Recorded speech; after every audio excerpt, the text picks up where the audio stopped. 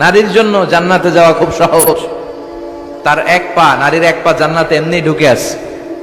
আর কিছু কাজ করলে, 4টা কাজ করলে বাকি পাটাও জান্নাতে ঢুকাই দিবে কে? বিশ্বনবী বলেছেন 4টা কাজ যদি কোনো নারী ঠিকঠাক মতো এই দুনিয়ার বুকে করতে পারে, আল্লাহ তাআলা 8টা জান্নাতের দরজাই নারীর জন্য খুলে দিবে। 1 নম্বরে বিশ্বনবী বললেন, আল মারআতু ইযা সাল্লাত খামসাহা, কোন নারী যদি 5 ওয়াক্ত সালাত সময় মতো আদায় করে, ওয়া সামাত শাহরাহা, রমজানের রোজাগুলো ঠিক মতো রাখে, আতাআত বালাহা, স্বামীর আনুগত্য করে, ওয়া হাফিজাত ফুরুজাহা, নিজের লজ্জাস্থানের হেফাজত করে। 4টা, কয়টা? 5 ওয়াক্ত সালাত, রমাদানের রোজা, স্বামীর আনুগত্য। এখন এটা উঠে গেছে সমাজে। কে কার উপর ডমিনেটিং করবে এই নিয়ে গুতাগুতি আছে না নাই?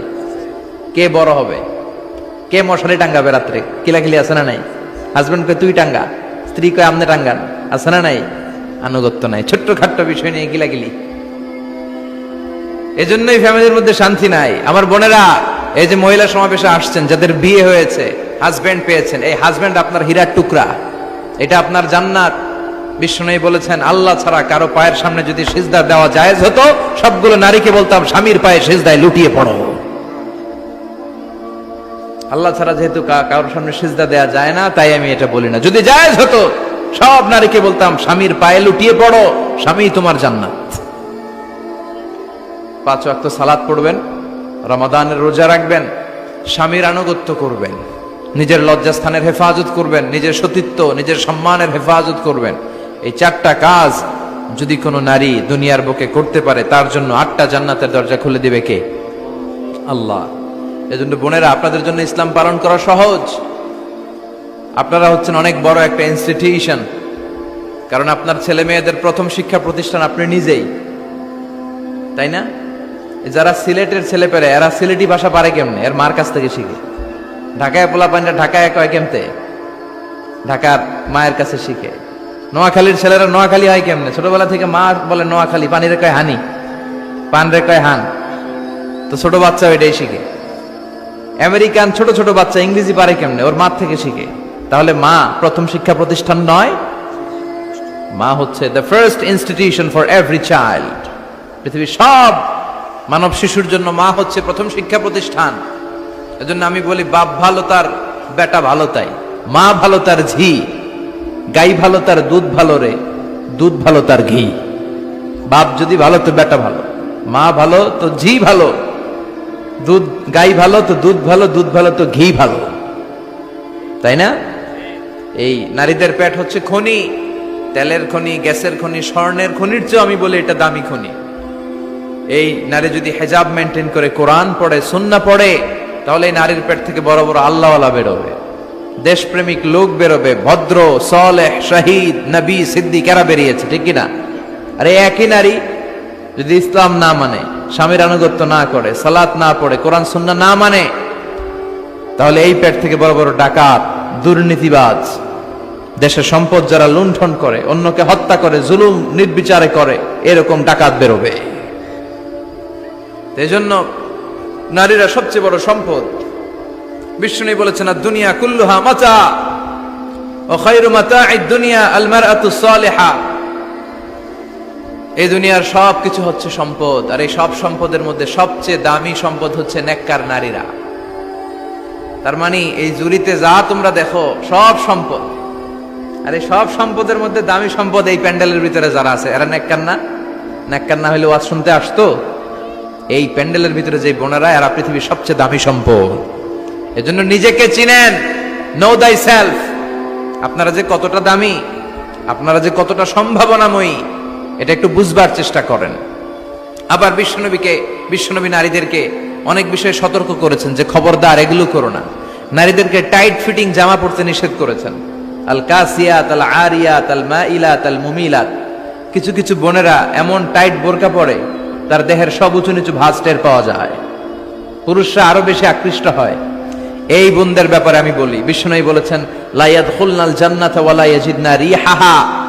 তারা জান্নাতে তো ঢুকবেই না, জান্নাতের ঘ্রাণও এদের নাকে লাগবে না। এখান থেকে জান্নাতে পৌঁছতে আরো 500 বছরের রাস্তা, এত দূরে থাকতেই জান্নাতের ঘ্রাণ আপনার নাকে এসে ধাক্কা দিবে, তারপর ওই নারীরা জান্নাতে ঢুকতে পারবে না। টাইট ফিটিং জামা আছে না নাই? এখন বোরকার মধ্যে অনেক ডিজাইন, ইদানিং এদিকে কিছু ডিজাইন করে পরে, এদিকে করো না, এদিকে করো না, এদিকে করো না, 4টা গম্বুজ বানায় এই জায়গায়, আছে না নাই? এগুলো করে, তো এগুলো করলে তার পর্দার চেয়ে তার সৌন্দর্যের প্রকাশ আরো বেশি হয়ে যায়। এরপরে বিশ্বনবী নিষেধ করেছেন ঝাঁঝালো পারফিউম দিয়ে বেরোতে নিষেধ করেছেন। আমার বোনেরা, নিজেদেরকে ক্লিন রাখবেন, পরিচ্ছন্ন রাখবেন অলওয়েজ। আপনি গায়ে ডিওডোরেন্ট, দুর্গন্ধনাশক পারফিউম দিতে পারেন, তবে সেটা জামার ভেতরে, বাইরে যেন প্রকাশ না পায়। অনেক মহিলা সেজে গুজে বোরকাটা পরে বোরকার উপরে মারে 2টা, আছে না নাই? এই ঝাঁঝালো গন্ধ আশেপাশের যতগুলো পুরুষের নাকে যাবে আপনার প্রতি আকৃষ্ট হবে। বিশ্বনবী নারীদেরকে জানিয়াদের সাথে তুলনা করেছেন, বলেছেন এরা জিনাকারী, এরা পর্দাওয়ালী নয়, এরা বোরকা পরে বেরোলেও লাভ হবে না, এরা জিনাকারিনী, কারণ এরা এদের গায়ের ঝাঁঝালো পারফিউম সুগন্ধ দিয়ে পরপুরুষকে আকৃষ্ট করার চেষ্টা করেছে। এটা একেবারে নিষেধ, এটা করবেন না। তাহলে টাইট ফিটিং বোরকা পরবেন না, ঢিলে ঢালা পরবেন, পাতলা জামা পরবেন না যে জামা দিয়ে আপনার শরীর দেখা যায়। নাম্বার 3, ঝাঁঝালো কোনো পারফিউম গায়ের মধ্যে মাখবেন না। নাম্বার 4, বিষ্ণু বলেছেন খবরদার আলগা চুল লাগাবে না কোনো নারীরা। লাগায় অনেকে, জুরিতে এগুলা নাই। অনেক নারীর চুল হয়তো ছোট, সে আলগা চুল লাগায়া সুন্দরী সাজে, বিশ্ব সুন্দরী ঐশ্বরিয়া রায় হইতে চায়, আছে না নাই? না, আল্লাহ যেটা দিয়েছে ওটাতে আপনি সন্তুষ্ট থাকেন, আলগা চুল লাগাবেন না। এরপর বিষ্ণু ব্রু প্লাক করতে নিষেধ করছে। ব্রু প্লাক আছে না? পার্লারে গেলে কিভাবে যেন এদিক দিয়ে ব্রু প্লাক করে একেবারে চিকন করে দেয় এই 2টা। হ্যাঁ, না, এটা নিষেধ। ব্রু প্লাক করতে বিশ্বনবী নিষেধ করেছেন। আমার বোনেরা, আপনারা এটা করবেন না।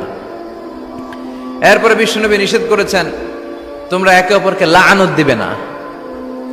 2 কারণে নারীরা জাহান্নামে যাবে বেশি। বিশ্বনবী মেরাজ থেকে এসে বললেন, ইয়া মা'আশারান নিসা, ও নারীরা, তাসাদ্দাকনা, তোমরা বেশি বেশি সদকা করো, দান খয়রাত করো। নারীরা বললেন কেন? আমাদের বললেন কেন? বিশ্বনবী বললেন, উরিতু কুন্না আকসারা আহলিন নার, আমি জাহান্নামে দেখেছি পুরুষের চেয়ে নারীরাই বেশি জাহান্নামী হবে। কি কারণে? 2টা কারণ। তাকফুরনাল আশিরা, সবাই না, অধিকাংশ নারীরাই স্বামীর অস্বীকৃতি করে। স্বামী যা দেয় এতে সন্তুষ্ট থাকতে চায় না, আছে না নাই? স্বামীর কি চাকরি, কি ব্যবসা, তার উপার্জন কতটুকু, এটাও আপনার দেখার দরকার, আছে না নাই? এখানেই তো আপনার সবরের বিষয়। জান্নাত তেমনি এমনি আসবে না বোন, আপনাকে সবর করতে হবে। স্বামীর নাশুকরি করবেন না। পাশের বাড়ির ভাবিরা তো এত মোটা নেকলেস কিনা দিছে, তুমি দাও না কেন?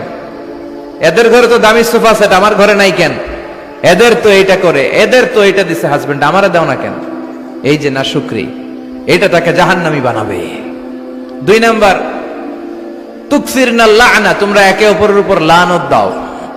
নারীরা রেগে গেলেই একজন আরেকজনের লানত দেয়। হেতুর উপরে আল্লাহর ঠেড়া হইতো, হেতুর উপরে আল্লাহর গজব হইতো, মানে তার উপর আল্লাহর গজব পড়ুক। এভাবে ঝগড়া লাগলে এক মহিলা আরেক মহিলাকে লানত দেয়। জুরির বোনেরা অবশ্য এগুলো দেয়টাই না, মাঝে মাঝে দে।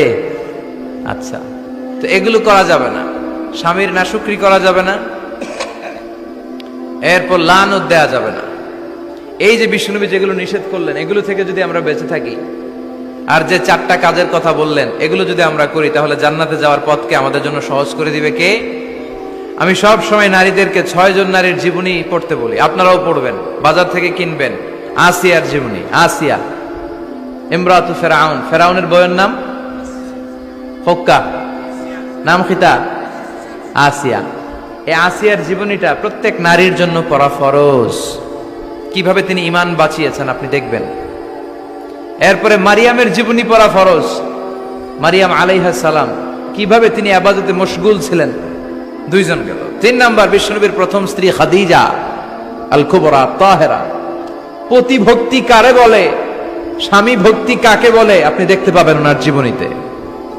4 নাম্বারে, বিশ্বনবীর একমাত্র কুমারী স্ত্রী আয়েশা রাদিয়াল্লাহু তাআলা আনহা, কিভাবে জ্ঞান অর্জন করতে হয় 2220টা হাদিস তিনি বর্ণনা করেছেন। নারীদের মধ্যে সবচেয়ে বেশি হাদিসের বর্ণনাকারী। ফ্যামিলির হাদিসগুলো বর্ণনার জন্য আল্লাহ তাআলা মা আয়েশাকে বিশ্বনবীর ঘরে ট্যাপ রেকর্ডার হিসেবে পাঠিয়েছিলেন। বিষ্ণুবী যা বলতেন সব মুখস্থ করে নারীদের কাছে ওয়াজ করে ছড়াইয়া দিত। কি নারী ছিল! মা আয়েশার জীবনী পড়তে হবে।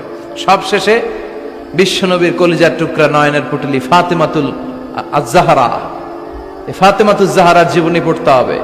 তার জীবনী থেকে আপনি পাবেন কিভাবে পর্দা করতে হয়। উনি মরার আগে আলীকে বলে গেলেন, আলী, জীবদ্দশায় আমারে কেউ দেখে নাই, নবীর মেয়ে মোটা না চিকন, লম্বা না খাটো। মরার পরেও বেশি মানুষে জানাজায় আসতে বলো না, রাত্রিবেলা অল্প কয়েকজন লোককে নিয়ে জানাজা দিয়ে আমার কবর দিয়ে দিও। কেমন করে আপনি নিজেকে সেভ করবেন, এই শিক্ষা মা সাইয়্যিদাতুনা ফাতেমাতুজ জোহরার জীবনীতে আছে না নাই? তাহলে এই কয়েকজন নারীর জীবনী পড়তে হবে। আর যে চারটা কথা বিষ্ণুই বলেছেন এগুলোর উপর আমল করতে হবে। তাহলে আমাদের নারীদেরকেও জান্নাতি বানাবে কে? আল্লাহ। তুমি আমাদের মাদেরকে, বোনদেরকে, আমাদের নারীদেরকে তুমি খাদিজাতুল কুবরার মতো কবুল করো, আয়েশা সিদ্দিকার মতো মহিয়সী নারী হিসেবে কবুল করো, ফাতেমাতুজ জাহরার মতো এরকম পর্দানিশীল নারী হিসেবে কবুল করো। আল্লাহ তাআলা আমাদের সবাইকে কথাগুলো বুঝার ও আমল করার তৌফিক দান করুক। আমরা পড়ি আমিন। আপনারা সবাই ভালো থাকবেন, সুস্থ থাকবেন, সুন্দর থাকবেন। কোরআন